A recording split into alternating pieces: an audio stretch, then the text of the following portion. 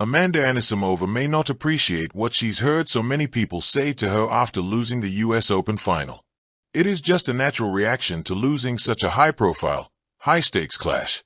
Naturally, many have rushed to praise her for a stunning 2 weeks, and rightly so. However, there is one thing that she has heard on repeat ever since losing the match, which is likely to be little comfort to her now. What everyone has said to Amanda Anisimova after losing the US Open final. It was actually Sabalenka herself who first made this claim, as she noted in her post-match on-court interview. "I know how much it hurts losing in the final, but trust me, the moment you are going to win your first one, and you are going to win it, you are playing incredible tennis. And, girl, you are going to enjoy it even more after this tough loss in the finals. You were formidable this fortnight, Amanda Redheart ." This prompted many pundits to echo that sentiment, with Darren Cahill predicting a bright future for Anisimova too. Nothing but up for Amanda. She's absolutely committed herself to this sport. She's training harder than ever. Mentally, she's in the game. She wants it more desperately than ever, and she's going to win major titles, in my opinion. Even Marion Bartoli, speaking on Sky Sports, insisted Amanda Anisimova will win a major title in the future without a doubt. These are meant to be comforting words, but will likely only add insult to injury for the 24-year-old who is now a 2-time Grand Slam finalist, but not a winner. Amanda Anisimova may not get another chance. Whilst it is a fair comment to predict her to win a major title in the future, and there's no reason to believe that she won't, there are no guarantees in this sport. For all we know, this summer marked her last big opportunity in a final, and that chance will never come again. Stars like Ons Jabeur offer the perfect, heartbreaking example of how close someone can come to ultimate glory, and then see that chance dwindle over the years after it. Anisimova is a young, supremely talented individual, and will surely be back at this stage again. The bright lights of Arthur Ashe Stadium had dimmed, the roars of the crowd softened into the September night, and the confetti was swept away.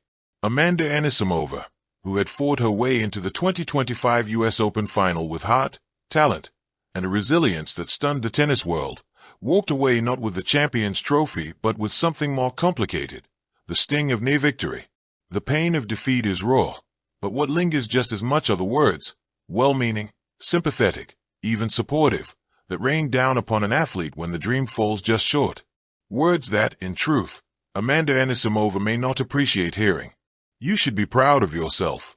This is perhaps the phrase most often offered to her. Friends, commentators, even rivals pat her on the back with this refrain. "Be proud, Amanda. You made it this far. You played beautifully. You're still young." Yes, she knows she should be proud. She knows that only 2 women stood taller than the rest at the US Open, her and Aryna Sabalenka. She knows millions of girls watching on television saw themselves in her journey, in her grace, in her fire. But pride doesn't erase the memory of match points slipping away, of unforced errors that felt heavier than bricks, of Sabalenka's final roar as the trophy was lifted.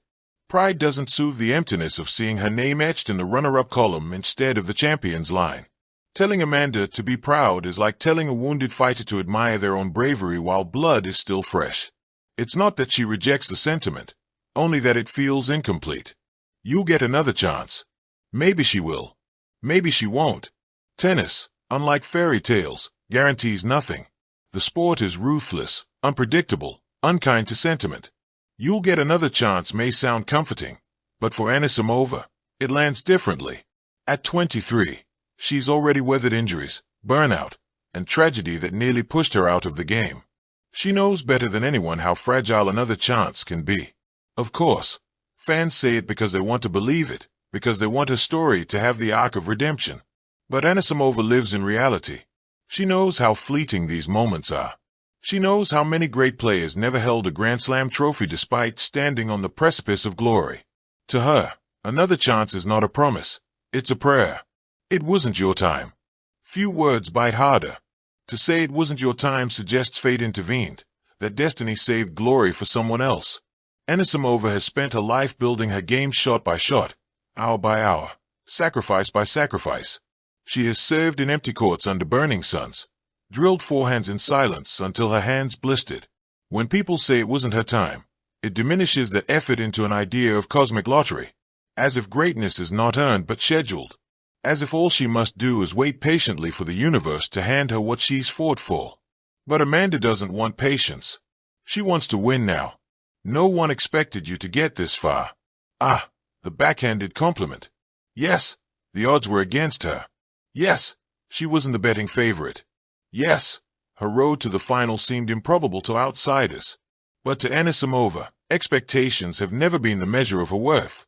She has always carried her own belief, even when others doubted. To tell her that no one expected this is to remind her that her presence in the final was seen as an exception, not a rightful place. For a player of her caliber, such words bruise more than they heal. The silence between words. Yet maybe what hurts Amanda most is not the phrases themselves but the silence between them. After a loss, conversations orbit around the winner.